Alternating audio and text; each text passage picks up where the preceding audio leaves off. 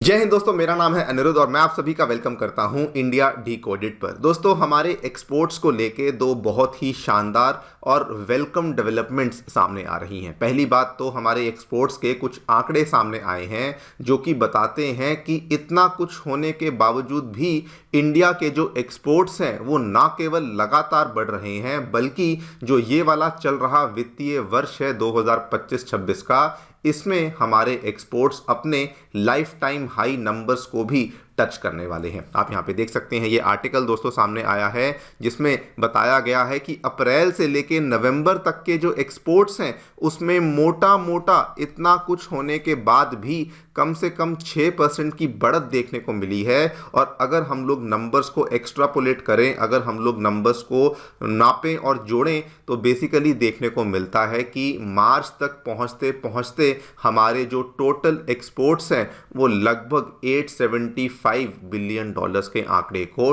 Touch कर सकते हैं। ये नंबर तक कैसे पहुंचे हैं, क्या कैलकुलेशन करी है, वो सारी आपके साथ आगे चल करके मैं डिस्कस करूंगा।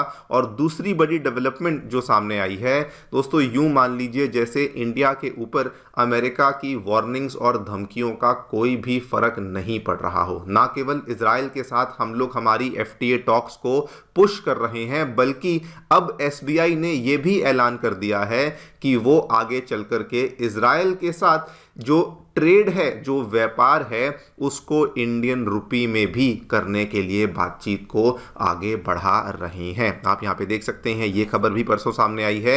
SBI to boost India Israel trade using Indian rupee amid the FTA बातचीत। ये क्यों हुआ है, इसके क्या फायदे होने वाले हैं, इसको भी हम लोग समझेंगे। लेकिन ये दोनों ही खबरें बहुत स्पेशल बन जाती हैं for two very very important reasons. Number one, आपने देखा होगा ये वेनेजुएला वाली पूरी हरकत के बाद डोनाल्ड ट्रंप ने एक बार फिर से इंडिया को वार्निंग दी, चेतावनी दी। इंडिया ने उस वार्निंग को ना केवल इग्नोर किया, बल्कि हमने इजराइल के साथ सेम डे पे खबर सामने आती है कि इजराइल के साथ रुपी ट्रेड को लेकर बातचीत चल रही है, एफटीए को लेकर बातचीत चल रही है। और अगर ये हो जाता है, ध्यान से सुनिएगा, this will effectively B India's first structured rupee trade mechanism, एक ऐसी डेवलप्ड कंट्री के साथ जो वैसे वर्ल्ड मैप के हिसाब से तो वेस्ट में नहीं आती है, लेकिन ऑलमोस्ट वेस्टर्न अलाइंड इकोनॉमी है, उसके साथ हमारा ये पहला ऐसा मैकेनिज्म होगा। और दूसरा, ये बहुत ही स्पेशल बन जाता है कि इतने सारे टैरिफ्स, इतनी सारी धमकियों के बावजूद भी इंडिया के जो एक्सपोर्ट्स हैं वो लगातार ग्रो ही करते जा रहे हैं। इसी पूरी चीज़ को समझेंगे, डिस्कस करेंगे। आइए शुरू करते हैं मेरे साथ। मेरा नाम है अनिरुद्ध। यदि आप लोग हमें फॉलो करना चाहते हैं, हमारे लेक्चर्स के अपडेट्स को प्राप्त करना चाहते हैं, तो यहाँ पर दिए गए टेलीग्राम चैनल के माध्यम से कर सकते हैं, व्हाट्सएप चैनल के माध्यम से भी हमारे साथ जुड़ सकते हैं। और अगर आपको हमारा कंटेंट पसंद आता है, अलाइन होते हैं, तो दिए गए क्यूआर कोड के माध्यम से हमें सपोर्ट भी कर सकते हैं। ऑल राइट, थोड़ा सा आपको बैकग्राउंड बता दूं। ये वाला जो पिछला वित्तीय वर्ष जो फिलहाल अभी चल भी रहा है, इसमें दोस्तों जब से डोनाल्ड ट्रंप सत्ता में आए हैं तब से इंडिया की टैरिफ्स को, इंडिया के एक्सपोर्ट्स को इन्होंने टारगेट ही किया है। इन्होंने सबसे पहले 25% टैरिफ को लगाया, उसके बाद 50% के टैरिफ को लगाया। बल्कि रिसेंटली अगर आप देखें, परसों डोनाल्ड ट्रंप ने यह भी बोल दिया कि पीएम मोदी को मालूम था कि मैं उनसे खुश नहीं हूं, और एक बार फिर से उन्होंने धमकी दे दी कि वो इंडिया के ऊपर आगे चलकर और ज़्यादा टैरिफ्स को भी यहाँ पे लगा सकते हैं। लेकिन दोस्तों, व्हाट एग्जैक्टली हैपेंड, इंडिया की जो स्ट्रैटेजी है वो इस पूरी चीज़ को डील करने की बहुत ही अलग रही है। आप लोग ऑलरेडी देख चुके होंगे, पिछला पूरा साल भी इंडिया ने अमेरिका के साथ जो बातचीत चल रही है वो चल रही है, लेकिन इसका मतलब ये नहीं कि हम लोग दूसरी कंट्रीज़ के साथ ट्रेड डील्स को साइन नहीं करेंगे। आप यहाँ पे देखिए, केवल आपको कुछ उदाहरण देता हूँ। न्यूजीलैंड के साथ हमने ट्रेड एग्रीमेंट को साइन किया, 9 महीने के अंदर नेगोशिएशन को कंप्लीट किया। यूके के साथ ट्रेड एग्रीमेंट को साइन किया, बहुत लंबे टाइम से पेंडिंग चल रहा था। ओमान के साथ ट्रेड एग्रीमेंट को साइन किया। ये सारी डील्स ऑलरेडी इंप्लीमेंट हो चुकी हैं। And the best part is कि डिस्पाइट द फैक्ट कि इतनी सारी धमकियां, इतने भारी भरकम टैरिफ्स, अमेरिका जो कि इंडिया का लार्जेस्ट ट्रेड पार्टनर था, उसने हमारे ऊपर इतने सारे टैरिफ्स लगाए, लेकिन हमारे जो एक्सपोर्ट्स हैं वो लगातार बढ़ते ही जा रहे हैं। आप यहाँ पे देखिए, टोटल आंकड़े अप्रैल से नवंबर तक के जो सामने आ चुके हैं उनको जोड़ा गया है एंड बताया गया है कि अगर अप्रैल से नवंबर 2024 और अप्रैल से नवंबर 2025 को यहाँ पर बेसिकली कंपेयर कर लिया जाए तो लगभग 5.43% की बढ़त देखने को मिली है। और इस साल अप्रैल से नवंबर के बीच में जो टोटल एक्सपोर्ट्स हैं वो 562 बिलियन डॉलर के आंकड़े के पास पहुंच चुके हैं। और दोस्तों अगर आप इस चीज़ को एक्स्ट्रापोलेट करना चाहें, जैसे भी एक्स्ट्रापोलेट करना चाहें कर सकते हैं, ओवरऑल जो आपका आंकड़ा है वो 850, 870, 880 बिलियन डॉलर्स के आसपास पहुंचता है। कैलकुलेशन आपको दिखाता हूं।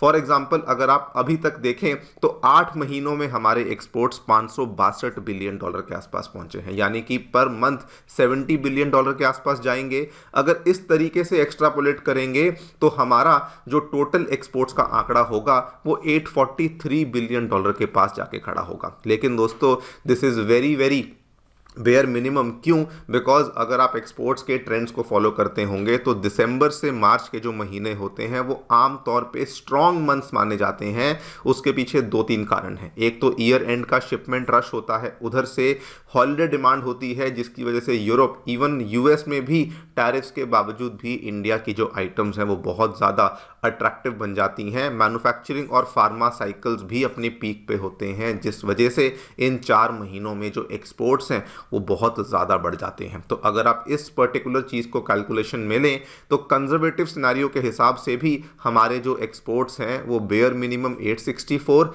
बेस केस की बात करें 880 बिलियन और ऑप्टिमिस्टिक केस की बात करें तो 890 बिलियन के आंकड़े को भी टच कर सकते हैं। कुछ ही महीनों में नंबर्स भी सामने आ जाएंगे, लेकिन यहाँ पर जो ये पूरा का पूरा कैलकुलेशन है ये बताता है कि बेयर मिनिमम हम लोग 875, 880 बिलियन डॉलर के एक्सपोर्ट्स के आंकड़े को टच करने ही वाले हैं। एंड देखिए यहाँ पर इंडिया इसके साथ साथ और एफटीएस को लेकर भी लगातार बातचीत करने में लगा हुआ है। इजराइल के साथ जो एफटीए बातचीत है वैसे तो बहुत पहले से ही चल रही थी, लेकिन अभी जो लेटेस्ट डेवलपमेंट सामने आई है उसी एफटीए बातचीत में जो ट्रेड सेटलमेंट है उसको इंडियन रुपी में करने के लिए भी हमने यहाँ पर पुश करना शुरू कर दिया है। आप यहाँ पे देखिए स्टेट बैंक ऑफ इंडिया इकलौता भारतीय बैंक है जो कि इजराइल में ऑन ग्राउंड प्रेजेंस रखता है। उन्होंने क्या ऐलान किया है? सबसे पहले they are going to enable trade settlements between India and Israel companies in Indian rupee using the provision of special rupee vostro accounts. ये वही वाला प्रोविजन है जिसके माध्यम से हम रूस के साथ व्यापार करते हैं, वही वाला प्रोविजन है जिसके माध्यम से श्रीलंका के साथ, मॉरिशस के साथ व्यापार करते हैं।